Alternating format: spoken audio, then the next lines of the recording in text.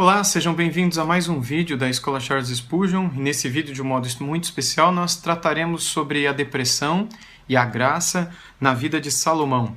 Este curso diz respeito a uma introdução à depressão, à graça e à graça na vida de alguns personagens bíblicos que passaram por situação de sofrimento, de melancolia, e como foi que a graça de Deus os alcançou para libertá-los, para socorrê-los nos momentos de maior angústia em que passaram. Todas essas histórias e muitas outras que não estão contidas aqui no curso estão no meu livro Depressão e Graça, que você pode encontrar no site da editora Fiel. Ok? Então eu quero dar como título a este vídeo, a esta videoaula, o cuidado com os prazeres, a fama e as riquezas. O cuidado com as riquezas, com os prazeres, com a fama e com as riquezas. E o texto base que eu gostaria de usar com vocês nesse primeiro momento é o texto de Eclesiastes 1, capítulo 3, versos 1, 4 e 5, onde lemos assim: Tudo tem o seu tempo determinado, e há tempo para todo propósito debaixo do céu. Há tempo de chorar e tempo de rir, tempo de prantear e tempo de saltar de alegria, tempo de espalhar pedras e tempo de ajuntar pedras. Eu começo dizendo que certa vez eu ouvi a história de um homem bastante pobre que ouvia uma pregação numa determinada igreja em São Paulo, e quando terminou aquela pregação, na qual o pastor insistiu com a congregação de que dinheiro não traz felicidade, de que a felicidade advinda por meio das riquezas e dos bens e dos títulos e das demais coisas deste mundo, na verdade é uma felicidade ilusória, passageira e falsa. E o pastor insistiu muito nessa mensagem, até que, num determinado momento, esse senhor, uma das pessoas que estavam ali ouvindo a ele, chegou até o pastor e disse: Pastor, eu confio em tudo isso que você disse, creio que a palavra de Deus é verdadeira, em tudo que ela menciona sobre o prazer e a alegria que nós podemos encontrar em Deus Pai, mas eu gostaria de ter só um pouquinho de dinheiro para ter certeza. Eu sei que dinheiro não traz felicidade, mas eu queria ter só um pouquinho para ter certeza disso. E essa história, ela retrata o coração da maioria dos seres humanos. Embora ela possa parecer engraçada, principalmente no contexto em que ocorreu, ela, na verdade, é aquilo que nós encontramos no coração e na vida da maioria das pessoas. Todas as pessoas, de um modo ou de outro, acreditam que é o dinheiro quem lhes trará a felicidade e que a felicidade pode ser encontrada nos prazeres que os bens podem trazer. E, embora a gente não reconheça, a gente acaba indo atrás da prosperidade e do conforto com um objetivo, no fundo, de encontrarmos a felicidade. Já passou pela sua cabeça também de que se você tivesse só um pouquinho mais de dinheiro, talvez você seria um pouco mais feliz? Que se você pudesse ter um pouquinho mais de conforto ou de luxos ou de recursos financeiros ou bens materiais, que talvez você poderia ser um pouquinho mais feliz do que você é?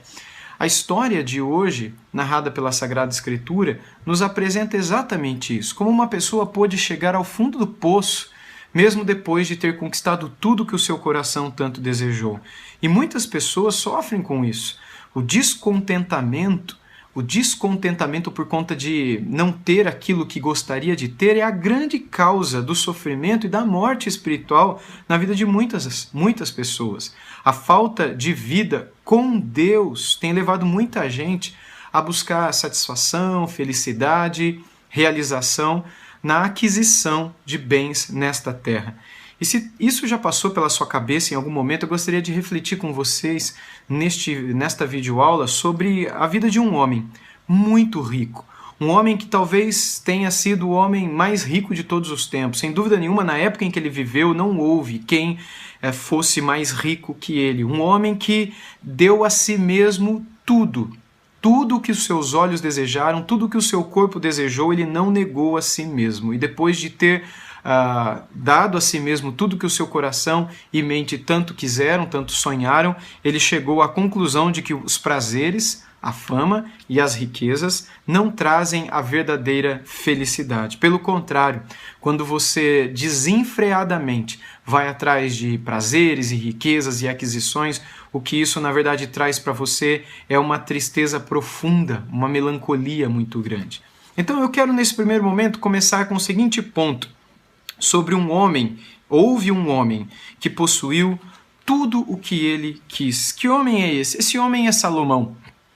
Salomão foi um homem muito rico. Além de ser rico, ele foi famoso, e além de famoso, ele foi poderoso. Ele foi um dos reis de Israel. E ele foi muito sábio. E Salomão, ele tinha tudo que ele queria. Ele teve o padrão de vida que muitos hoje sonham em ter e se matam para ter, mas vivem a vida toda e não desfrutam nem 1% do que Salomão pôde desfrutar. Lá em Eclesiastes, capítulo 2, livro que ele mesmo escreveu, ele nos diz no versículo 10 que tudo o que os seus olhos viram e o seu coração desejou, ele possuiu. Ele foi atrás. Não houve nada que ele tivesse desejado e que ele não tivesse possuído. No entanto, quando nós lemos os versos 1 a 11 do mesmo capítulo 2 de Eclesiastes, a gente vê que esse homem que provou de tudo o que os seus olhos e coração desejaram, no final de tudo, ele percebeu que nada nesse mundo pode preencher e satisfazer a sede de alegria e de felicidade que o coração humano tanto almeja. Eu gostaria que a gente visse essas palavras agora, conforme elas estão descritas lá em Eclesiastes, capítulo 2, versos 1 a 10. Vamos comigo lá então acompanhar a leitura desse texto. Vamos lá? Lá nós lemos assim: Disse comigo, vamos, eu te provarei com a alegria. Goza, pois, a felicidade, mas também isso era vaidade. Do riso eu disse, é loucura, e da alegria, de que serve? Resolvi no meu coração dar-me ao vinho, regendo-me contudo pela sabedoria, e entregar-me à loucura até ver o que melhor seria que fizessem os filhos dos homens, debaixo do céu, durante os poucos dias da sua vida. Eu empreendi grandes obras, edifiquei para mim casas, plantei para mim vinhas. Eu fiz jardins e pomares para mim, e nestes plantei árvores frutíferas de todas as espécies. Fiz para mim açudes para regar com eles o bosque em que reverdeciam as árvores. Comprei servos e servas e tive servos nascidos em casa. Também possuí bois e ovelhas, mais do que possuíram todos os que antes de mim viveram em Jerusalém.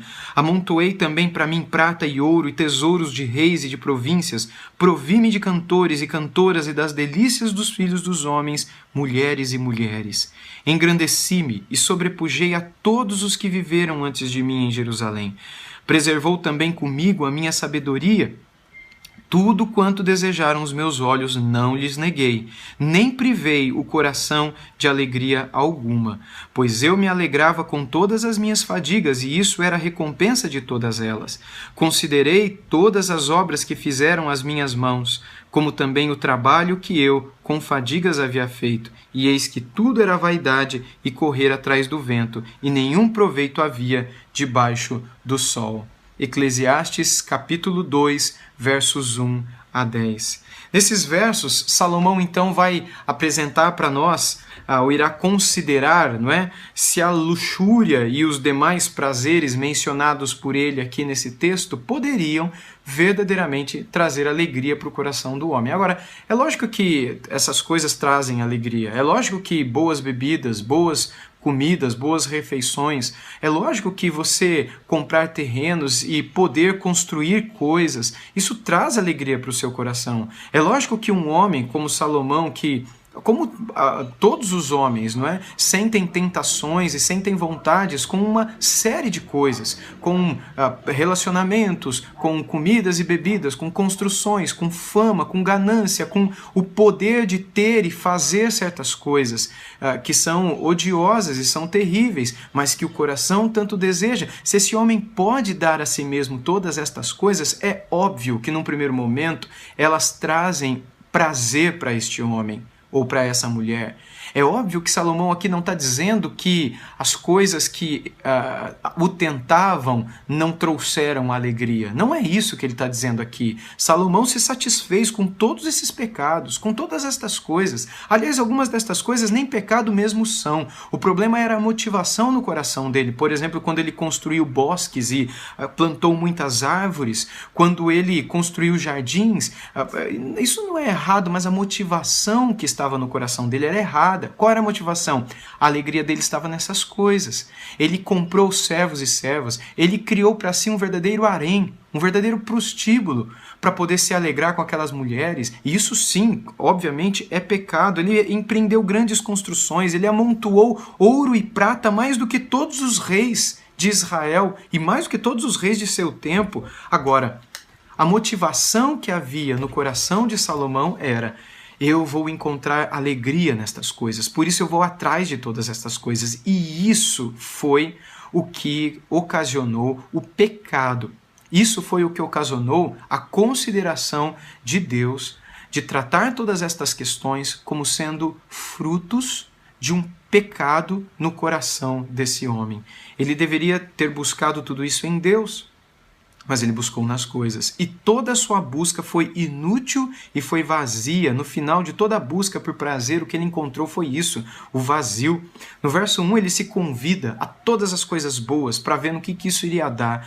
No verso 2, ele já dá o testemunho final, antes dele chegar no versículo 11. Não é? A conclusão dele é que a alegria e os prazeres desse mundo, além de não valerem nada, são uma loucura. Agora vamos ver por quê. No versículo 3, Salomão se lança aos vinhos, às extravagâncias, ele não tem limite para nada. No verso 4 ele começa grandes projetos, constrói muitas casas, constrói vinhas para si, para ele poder ter dos melhores vinhos feitos na sua própria casa. No verso 5 ele conta como ele construiu um grande jardim que de tão grande que era, tinha todo tipo de árvore frutífera. E lembre-se que nessa história da humanidade, a construção de jardins e pomares era sinal de muita riqueza. No versículo 6, ele constrói imensos, gigantescos reservatórios de água para poder irrigar justamente esses jardins e pomares, essas plantações. No verso 7, ele se lança a comprar escravos, escravas, para fazerem todo tipo de serviço para ele. E essa terrível aquisição nessa, não é? Ele compra também tantos bois e ovelhas que nunca antes dele alguém em Jerusalém havia possuído naquela quantidade. No verso 8 ele vai atrás de ouro e de prata. Ele já tinha feito praticamente tudo aquilo que o seu coração desejava. Então ele nos diz aqui que ele teve tudo aquilo que ele desejou, porque o dinheiro permitiu que ele comprasse. E a glória de Salomão era tão grande que quando a gente lê as palavras de Jesus lá em Mateus capítulo 6, versos 28 e 29, Jesus ele diz: por que andais ansiosos quanto ao vestuário? Considerai como crescem os lírios do campo, eles não trabalham nem fiam. Eu, contudo, vos afirmo que nem Salomão, em toda a sua glória, se vestiu como qualquer deles. Ou seja, a glória de Salomão é considerada como maior e como mais bela, mais imponente do que toda a beleza que nós encontramos nesse mundo. Sabe aquele momento que você vai numa plantação, ou você vai num canteiro de flores, ou você está diante de um cenário da natureza que é deslumbrante de belo? Pois bem, Jesus está dizendo que se você tivesse a oportunidade de ver Salomão e tudo que ele construiu para si e toda a sua glória, você ficaria mais deslumbrado ainda com a beleza da riqueza e de tudo aquilo que Salomão construiu para si. E nesse mesmo verso ele nos conta que ele comprou cantores e cantoras, além de um harém, ou seja, ele coloca aqui a delícia dos homens, né, nas palavras dele, para se deliciar em prazeres com aquelas mulheres. No versículo 9 ele diz que toda a sua fama, toda a fama que ele pretendeu ter, ele conseguiu. E é óbvio, a gente sabe pela escritura que nenhum rei, nunca um rei antes dele foi tão famoso quanto ele em toda a história. E aí no versículo 10 ele conclui dizendo que nada que seus olhos tivessem desejado, ele os negou. Nada. Tudo o que o seu coração desejou, Salomão cumpriu. Satisfez tudo o que o seu coração desejou. Ele se serviu de todos os prazeres. Salomão teve tudo aquilo que ele quis. Qual foi a consequência disso? Um homem feliz? Um homem satisfeito? Será que riquezas e felicidade seriam sinônimos? Será que uma coisa está ligada à outra? E aí, qual é o resultado de ter tudo que se deseja, não é? Não é exatamente isso que a maioria dos homens procura na sua vida hoje? Não é exatamente isso que praticamente todo mundo quer ter? Ou seja, mais dinheiro, mais fama, mais prazer, mais tudo? Será que Salomão terminou a vida como um homem feliz, um homem realizado? E quando a gente olha a história de Salomão e a gente lê as suas próprias palavras, a resposta incrivelmente é não. Ele termina no versículo 11 dizendo que, contudo, quando avaliei tudo o que as minhas mãos haviam feito e o trabalho que eu tanto me esforçara para realizar, eu percebi que tudo foi inútil, foi correr atrás do vento, não há nenhum proveito no que se faz debaixo do sol. Percebe? Percebe como Salomão ele conclui que a riqueza pela riqueza, o poder pelo poder, o prazer pelo prazer, a grandeza pela grandeza, tudo isso é loucura quando buscados sem Deus, a despeito de Deus. Ele coloca nas suas palavras aqui que tudo isso era como que correr atrás do vento e que tudo isso não tem proveito nenhum debaixo do sol. Aliás, essa expressão debaixo do sol ela é muitas vezes repetida aqui no livro de Eclesiastes, porque ela traz à luz justamente essa ideia de que tudo aquilo que se conquista e tudo aquilo atrás do que a gente vai nesse mundo, vale só para esse mundo. Todas as coisas pelas quais a gente vive e morre para poder ter e viver e usufruir, quando nós partirmos desse mundo, acaba.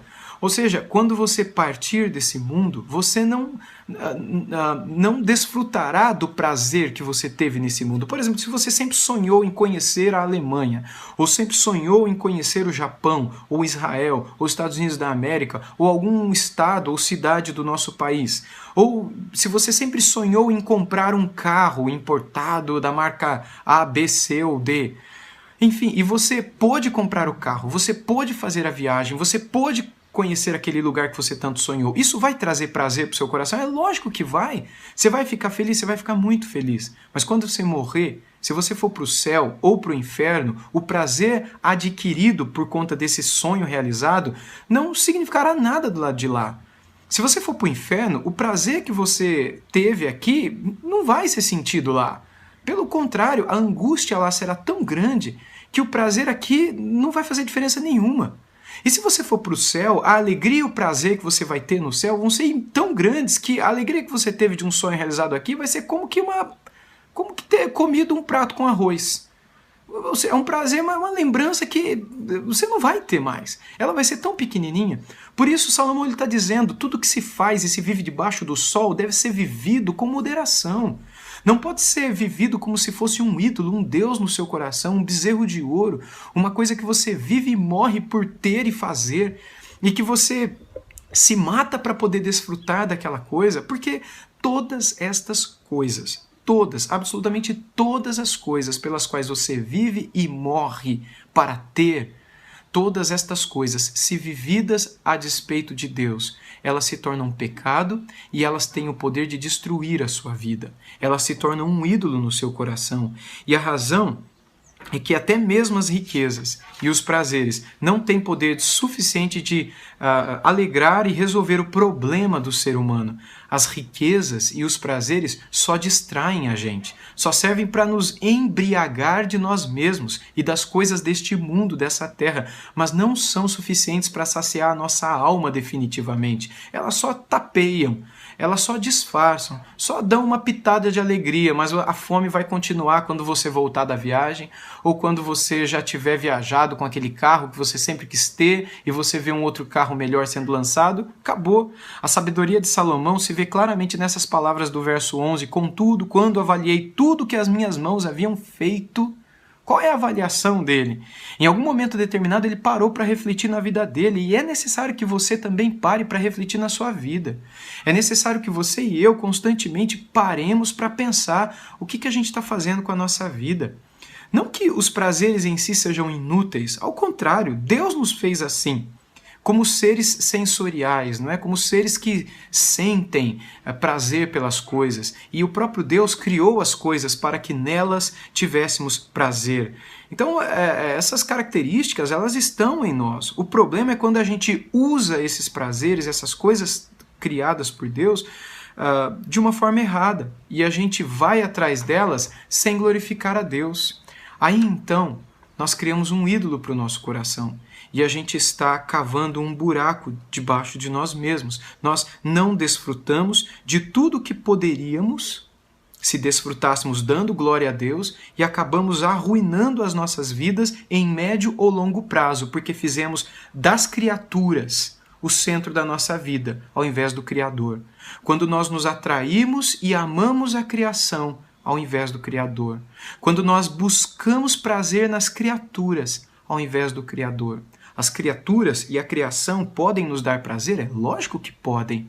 Mas quando nós deixamos o Criador de lado, nós estamos, em médio e longo prazo, destruindo a nossa própria vida. E Salomão é um exemplo de ser humano que usou e desfrutou de todos os prazeres possíveis e imagináveis, mas de uma maneira equivocada e errada. Por causa disso, ele colheu as consequências em pequeno, médio e longo prazo. O ponto positivo de Eclesiastes capítulo 2, versículo 11, é que Salomão percebeu o que ele estava fazendo. E ele percebeu que tudo que ele fazia era correr atrás do vento. Ou seja, quando a gente desfruta dos prazeres sem a orientação de Deus, a gente joga a nossa vida fora. A gente está desperdiçando a nossa vida. A gente está correndo atrás do vento. E eu me lembro de uma frase de Winston Churchill que dizia que quem semeia vento colhe tempestade, não é? E eu diria que quem corre atrás do vento acaba encontrando a tempestade e a tribulação lá na frente. Há no nosso coração, e você e eu não podemos nos esquecer disso, uma sede por saciedade. A nossa alma e o nosso coração querem ser satisfeitos o tempo todo. Se nós não nos satisfazemos com o dinheiro, a gente vai se satisfazer com a comida. Se a gente não se satisfaz com a comida, a gente vai se satisfazer com as drogas. Se a gente não se satisfaz com as drogas, a gente vai se satisfazer com uma bebida ou com uma outra droga lícita, ou a gente vai começar um curso, ou a gente vai ter um filho, ou a gente vai largar da esposa e casar com uma nova moça, ou com um novo rapaz. O tempo todo a gente está atrás de alguma coisa que nos sacie. A saciedade, ela o tempo todo é foco da nossa busca. A alma e o corpo humano precisam ser saciados. Você foi feito assim. Há uma necessidade inerente a todo ser humano. Você precisa se conhecer. Você precisa saber que você é assim. Mas, preste atenção, sem Deus, a gente corre o risco de pensar que é o dinheiro que vai resolver todos os nossos problemas, que são os prazeres encontrados na criação ou nas criaturas que vão satisfazer o nosso coração.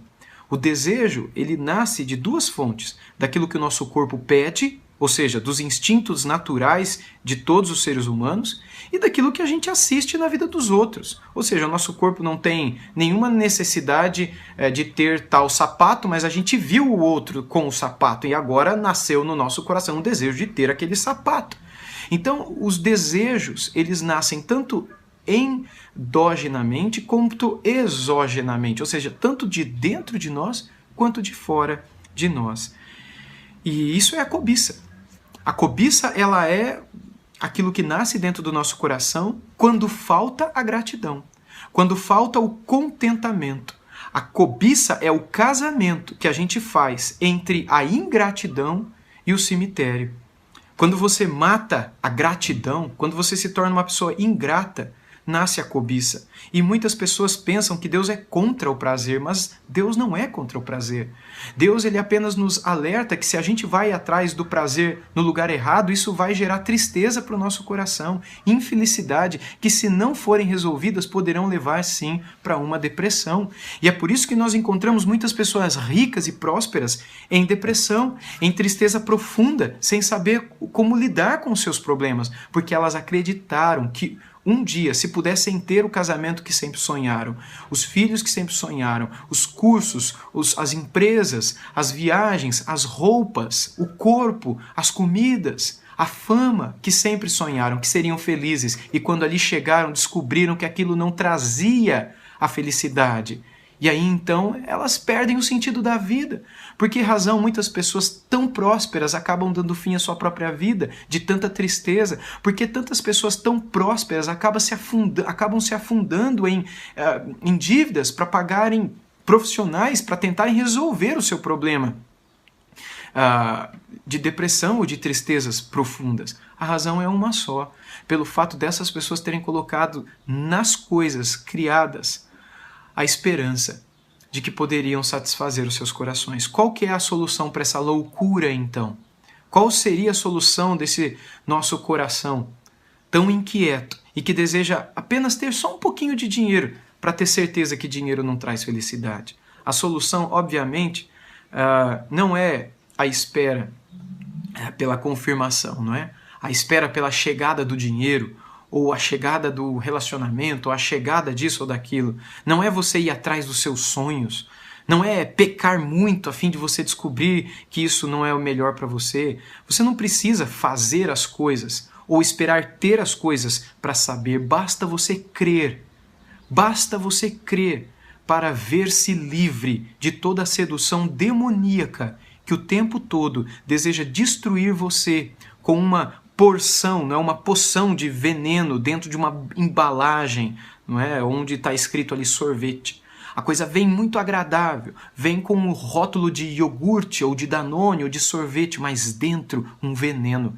E aí você olha para aquele produto, você olha para o mercado, você olha para os seus sonhos e você diz, isso é o meu prazer. E quando você bebe daquilo, você descobre que aquilo é um veneno que está destruindo a tua alma. E para que todo o engano cesse, você precisa buscar aquilo que Jesus Cristo disse em sua palavra. Para que você alcance a paz perfeita, é necessário que você creia com todo o seu coração que Jesus Cristo é o melhor prazer que um ser humano pode encontrar. Não há nada que nos falte que a gente não possa encontrar nele. Ele é o maior tesouro, o mais precioso tesouro. Ele é a fonte da água que nunca cessa. Ele é o pão que desce do céu e nunca acaba. E só ele é capaz de alimentar a nossa alma diariamente, fazendo com que a gente se sinta plenamente satisfeito o tempo todo. Ainda que nos faltem certas coisas aqui desse mundo que a nossa carne tanto deseja, mas para que a gente possa encontrar paz. A paz que Salomão encontrou só no final da sua vida. É necessário que a gente encontre Deus. É necessário que a gente se encontre com Cristo Jesus, o nosso maior prazer. Quando nele nos encontrarmos, então nós, por meio da comunhão que com ele tivermos, desfrutaremos de toda a paz e da alegria que a gente sempre procurou ter em algum lugar e nunca encontrou. O que a gente precisa fazer para encontrar? A gente precisa ir atrás dele. A gente tem que ouvir a recomendação de Paulo em 1 Tessalonicenses 5,17, orai sem cessar, bata e a porta há de se abrir, busque e você há de encontrar, peça e você há de receber um conhecimento de Deus que venha a fazer dele o seu maior tesouro, o seu maior prazer. A experiência do encontro com Deus será como a de um filho ou de uma filha encontrando com o seu pai e com a sua mãe depois de muito tempo perdida no supermercado, no shopping, na praia, mas aí a criança encontra o pai e chora de alegria e de alívio. Não perca tempo. Não se deixe enganar.